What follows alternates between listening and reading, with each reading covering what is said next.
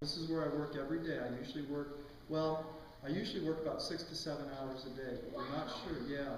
And I do that 6 days a week, and that schedule is what's made all these ships that you guys are seeing here today.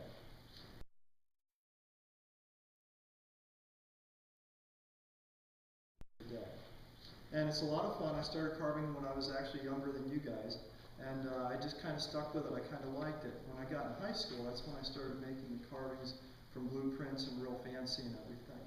But I use a lot of files, and you might notice some things in here like dental scrapers, like when you go to the dentist and they scrape your teeth. That's lots of fun. It doesn't hurt as bad when you're doing it on elephant tusks. And I use those in here, and I use lots of files, and these are all little saws up here that are hanging with the black handles.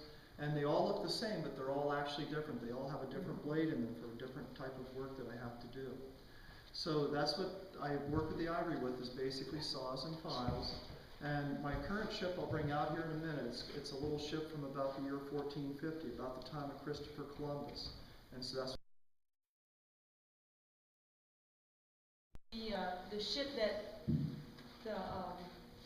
that Pharaoh Cheops would have used. This was kind of like King Tut's ship as well, the same kind of ship. And in real life, it was half a football field long, 147 feet long. So it was a pretty big ship. This ship, this king liked his ship really well, and he actually had his people bury it in a boat grave beside his grave, beside the Great Pyramid. So he had it buried with him, and when they discovered the grave by accident in 1953, that was like 50 years ago, a little bit, 60, 70 years ago, when they opened the grave, they could still smell the wood that they had used to make it. It was made with the cedars of Lebanon, so if you've ever smelled cedar, that's what it smelled like. And after all these years, it was preserved very well.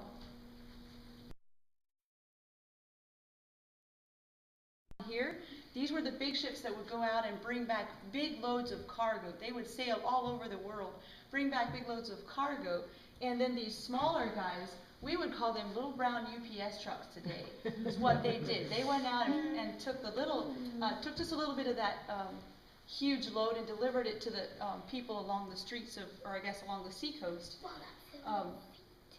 The bigger ones you might call the semi-trucks that we know today.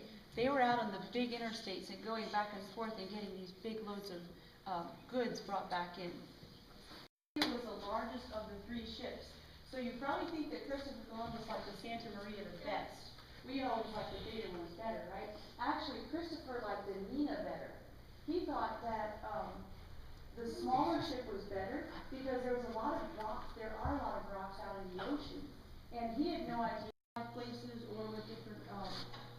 Actually, I'm not sure where he got this one, but like the one in the center here, he actually bought from the guy who found it. It was found in a little dried up lake in Alaska. So he found this in the bottom of the lake, and the Alaskan that found it wanted to sell it, so David was able to buy it from him. Now David actually uses that tusk, and he cuts up, you've all seen pianos with those piano keys there? That's what he does with this tusk. And that's how he puts bread on the table for his family. This is his job. The carving is actually just a hobby. It's what he kind of does for fun. You know, and little edges, funny shaped edges out of plastic. And I lay this down to the side of the ship, and then my needle can ride the edge of that plastic ruler, and that will give me a real nice true line.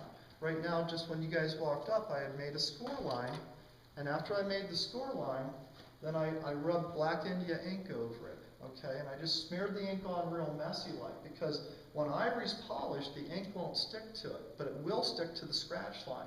So then what I do is I have to wipe that off. Now, if I wipe it off with water, it's too watery.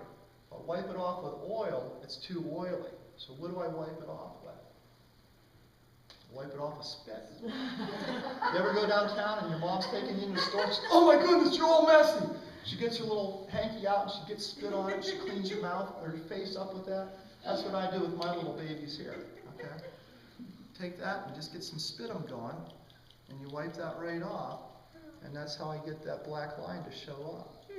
And then once that black line shows up, then I can get that plastic ruler out again, and I can try to make another line right beside it. So all these lines were made like that, and whatever I scratch into the ship, that shows up. If I wanted to scratch Mickey Mouse or And Donald Duck, I could scratch them on there and they'd show up and they'd be doing their Mickey Mouse Donald Duck thing. Whatever you scratch into the ivory shows up later on. Any questions?